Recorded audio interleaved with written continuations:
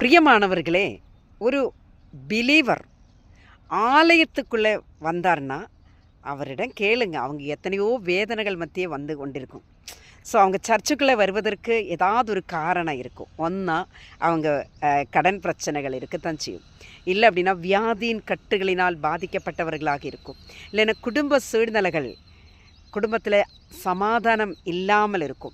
So இப்படிப்பட்ட ஏதாவது ஒரு விஷயத்தில் அவர்கள் வேதனைப்பட்டு தான் ஆலயத்திற்குள்ளே வருகிறார்கள். ஸோ இல்லை என்று சொன்னால் யாரோ ஒருவர் சொல்லுவாங்க, நீங்கள் அந்த சர்ச்சுக்கு போங்க, நீங்கள் அங்கே நல்லாயிருக்கும், மெசேஜ் நல்லாயிருக்கும், பாடல்கள் நல்லாயிருக்கும், போங்க அப்படின்னு சொல்லிட்டு யாரும் ஒருத்தர் கம்பல் பண்ணாமல் எப்படியோ ஒருத்தங்க அந்த அறிமுகப்படுத்தாமல் அந்த ஆலயத்துக்குள்ளே போக முடியாது. ஸோ அந்த இடத்துல வந்ததுக்கப்புறம் ஒரு வாரம் வருவாங்க, 2 வாரம் வருவாங்க, 3வது வாரத்துக்கு வரும்பொழுது, அதாவது 2 சர்வீஸுகள் அவங்க பார்ப்பாங்க. ஸோ அவங்களுக்கு நமக்கே தெரியும், ஒரு ஹோட்டலுக்குள்ளே சாப்பிட போனீங்கன்னா நல்ல உணவுகள் இல்லை என்று சொன்னால் நிச்சயமாகவே திரும்பவும் அந்த இடத்துல போகவே மாட்டாங்க. இதுதாங்க உலகம். இன்றைக்கி உலகம் அப்படி தான் இருக்குது.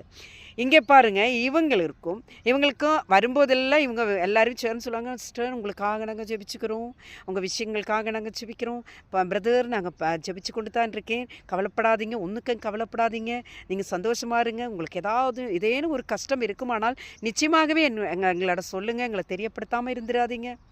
ஏங்க இதெல்லாம் சும்மாங்க, இதெல்லாம் பொய். உண்மையிலே நான் சொல்கிறேங்க, இதெல்லாம் பொய். ஏன் அப்படி சொல்கிறேன்னா, அந்த 2 வாரம் 3 வாரம் வராமல் இருந்தது பிறகு பாருங்கள், இவங்களை பற்றி கேட்கவே மாட்டாங்க.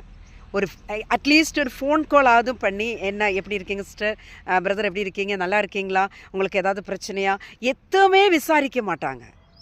அதன் பிறகு அக்கம் பக்கம் இருக்கிறாங்க பாருங்கள், வேறு விசுவாசிகள் வருவாங்க, பக்கத்தில் இருந்தாலும் வருவாங்க, அவங்களே கூப்பிட்டு விசாரிப்பாங்க. ஏங்க எப்படிங்க விசுவாசிகள் வருவாங்க சர்ச்சுக்குள்ளாரே?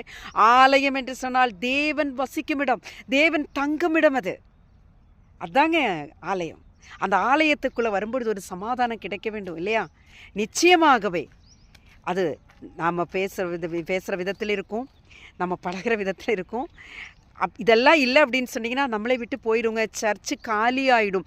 விசுவாசிகள் நல்ல ஆராதனை ஆலயங்களை தேடி போவாங்க, நல்ல சுவிசேஷகரை தேடி போவாங்க. நம்ம ஆலயத்தை கட்டி வச்சுக்கிட்டு சும்மா தான் உட்காந்துருக்கணும். அப்படி இல்லைங்க. வரும்போது ஆனாலும் சரி, இல்லைனாலும் சரி, வாரத்தில் 2 முறையாகலும் அவங்கள ஃபோன்லேயாவது அட்லீஸ்ட்டு நீங்கள் கேளுங்க, சிஸ்டர் நல்லா இருக்கீங்களா, ஜெப விண்ணப்பங்கள் இருக்குமானால் தெரியப்படுத்துங்க சிஸ்டர், உங்களுக்காக நாங்கள் செபிக்கிறேன்.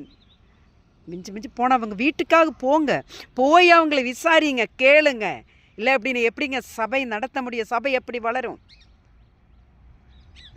மிகவும் வேதனை அடைகிறேன். ஒரு சிலர் விசுவாசிகள் அந்த ஆலயத்தில் அவங்க இருக்கிறவங்க பின்னாடி வந்து உட்காந்து அழுது போயிடுவாங்க. ஸோ விஷயங்களை சொல்வதற்கு ஆறு இல்லை, கேட்குறதுக்கு ஆள் இல்லைங்க. இன்னைக்கு எத்தனையோ சபைகளில் இப்படித்தான் நடக்கிறது. அப்படி இல்லைங்க. போகணும், இறங்கி போகணும், அவங்க வீட்டுக்குள்ளே போகணும், அவங்களோட கேட்கணும், அவங்கள விஷயங்களை கலந்துக்கணும். கேட்டுட்டு அவங்களுக்காக மன்றாடுங்க, தேவனிடத்தில் கேளுங்க, கெஞ்சுங்க, கதறுங்க. ஆண்டவரே என் சகோதரிக்கு இப்படி இருக்குது, என் சகோதரனுக்கு இப்படி இருக்குது ஆண்டவரே, அவங்களுக்கு ஒரு உதவி செய்யுங்க ஆண்டவரே, ஒரு வழியை நல்ல ஒரு வழி திறந்து கொடுங்க ஆண்டவரே, அவங்களுக்கு கஷ்டங்கள் மாறட்டும் அப்படின்னு சொல்லிட்டு நீங்கள் செபிக்காமல் விட்டால் சபையை தேடி வரமாட்டாங்க. வேறு விதமாக நல்ல சபைகள் எங்கே இருக்குதோ தேடி போவாங்க. இன்றைக்கி அநேக சபைகள் இல்லாமல் போகிறது காரணம் ஜெபம் இல்லை. ஆண்டவர் சொல்லியிருக்கிறார், ஆண்டவருடைய சுபாவம் இல்லாமல் போகிறது. ஆண்டவர் என்ன, எல்லாவரையும் நேசிக்கிறார்.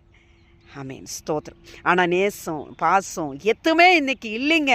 வரும்போது மட்டும் பிரைஸ் லார்ட் சிஸ்டர், பிரதர் நல்லா இருக்கீங்களா, பத்தாதுங்க, இது மட்டும் பத்தாதுங்க. கஷ்டங்கள் என்ன என்று ஆராய்ந்து பாருங்க, கேளுங்க. கர்த்தர் இந்த நாளில் கூட உங்களை ஆசீர்வதிப்பாராக. ஆமென்.